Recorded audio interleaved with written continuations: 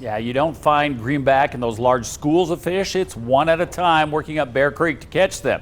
Then the science of fish reproduction, it has to happen streamside. A catch during a unique catch and release fishing trip with some reproductive science in between. Stripping out eggs and sperm from them and using that to improve the quality of our broodstock in the hatchery. Greenback, cutthroat trout, and Bear Creek on the southwest side of Colorado Springs are vital to the mission. This creek was at one point the only wild population of greenback cutthroat trout left in the state. So it's an extremely precious resource and we don't want to take any risks. Designated crews with sanitized clothes and equipment are the only ones allowed in the water. The fishing technique is only allowed for this type of work.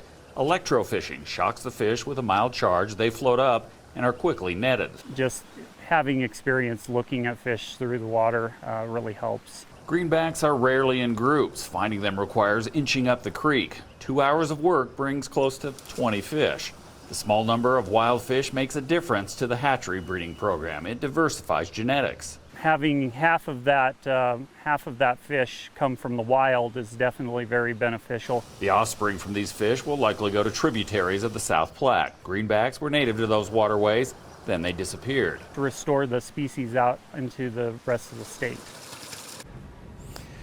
And no fish from hatcheries come back to Bear Creek. It's to avoid potentially introducing disease into the important trout habitat. 2 years ago, accounts showed that trout numbers were down in Bear Creek. So last year, the spawning program like today's did not happen to hopefully help numbers recover naturally. It is a delicate balance. Mike?